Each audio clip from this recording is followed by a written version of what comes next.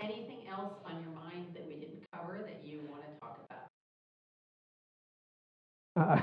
All I can think about is when Playboy asked that question of Jimmy Carter. And there's this famous Playboy interview when Carter was running, and he said, you know the story? No. Yeah, Playboy was interviewing him, and he was perfectly okay. He's Carter, religious, Right, yeah. upstanding guy. And the Playboy reporter's at the door saying, anything else you want to tell me? He says, well, you should know that I have lust in my life. You know the story? Is that where that came from? That's where that came from. Oh. Yeah. So yes, it's like everything else. That's what pops into my mind is Jimmy Carter's like that. So when you ask somebody a question like that, as well. That was the context of that. Oh, that was the context of it. Yeah. So. You have to have a confessional spirit to get that right. Yeah. Clearly, it was weighing on his heart. Clearly. Yeah, it must have. Yeah. So I don't know. I think I had written down a couple notes when we were talking before, and you hit on a lot of the points. I love the thread of serendipity and opportunity that threads through the whole story. I think that's wonderful. And on a personal note, it gives me great satisfaction because I think I'm a lot like you in that I've never had a 5-year plan in my life. I just see stuff that I think is cool, and I think, oh my God, that's so cool. I'm going to go do that. So I think it's really helpful for people to hear that prominent leaders are not always those like meticulous 5-year plans, got to do this, got to do that. It was just fueled by passion and curiosity.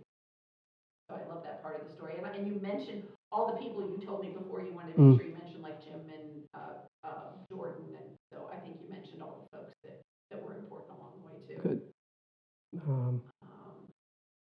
And HST, you mentioned Macy, you mentioned the Sandy Ripple Foundation. So I think that you covered a lot of what we talked about before. Yeah, I don't know if there's it's a kind of interesting, deep, soul-searching question, and to ask that, it's like, well, is there anything else? It's like, well, anything else about what? I know, right? Is there anything else? There's a million things. Yeah, I don't think there's anything for this history that's, and there are probably a couple of things I could mention. We'll just see how they come out. Okay. And do we need to reset our 12 minutes, or how are we doing? I did it a couple minutes ago, we're all good. Yeah, so one thing that comes to mind is when I tell my story is I don't expect people to be like me. Again, I think some of it's just some neurotic way that I happen to be of just doing whatever the opportunity is. And you could say I'm not planful enough, although people who know me know I can really plan things out, and I can be Machiavellian in many ways. So there's that aspect to me. I think people have to figure out what makes you tick, and some people really need a 5-year and a 10-year plan. Some people will operate much better in that way. So I'm not advocating this as a way to run your life. I got lucky. I mean, I had a lot of good luck by meeting a lot of really great people who just helped me in so many ways. And that, people say that, oh, it's the team. And it's like, well, it really isn't about me.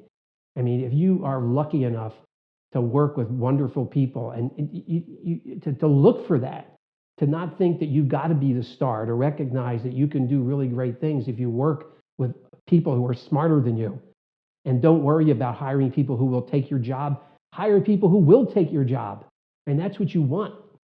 So that's a really important piece of this for me, of not being afraid. And it's funny, I'm not a bungee jumper. I don't see myself as a big risk taker in that way. But I guess I have taken a lot of career risks, if you will, in going into things that I didn't know where they were going.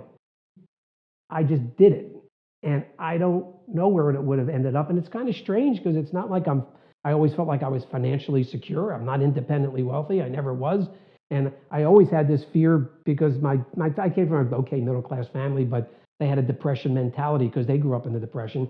So it was always weighed on me of the fear of running out of money. So, I always had that little bit of insecurity about that. And still somehow I kept taking risks that, I didn't know where things would end up. And I think it must have come in part just by the energy of the people I worked with. So. Well, and I think to some degree too, you have at some level an ability to see into the future.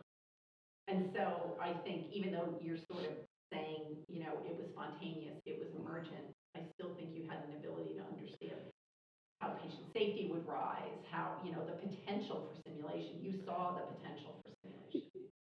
Yeah, I saw the potential. I had no clue it would ever be what it is. I did not have that kind of dream in a fantasy world that this is the world I want to build. It was just nothing like that. At first, I just saw it as local. It was here. It was a way to change the culture here. And it just was a lot of fun. I mean, I watched people, as people in simulation do now. You watch people in simulation, they're excited, they're learning, they're into it. And that's what I saw. So it was a vehicle to accomplish other things. I think that was important. It really is interesting. Like you talked about the folks from Medi in Gainesville, Mm-hmm. and they were really sort of more into the technological aspect of things. And I'm sitting here being so thankful that simulation didn't go that way, that simulation came back to your mission, which was, it's all about the instructors. It's about people. I think the words you used were, it's about people seeing themselves differently as educators and understanding that their relationship with their learners has to change. I'm so glad that that's the predominant influence in simulation rather than the technology. And I think you and CMS have had a lot to do with it. Oh, well, thanks. That was worth coming for the interview.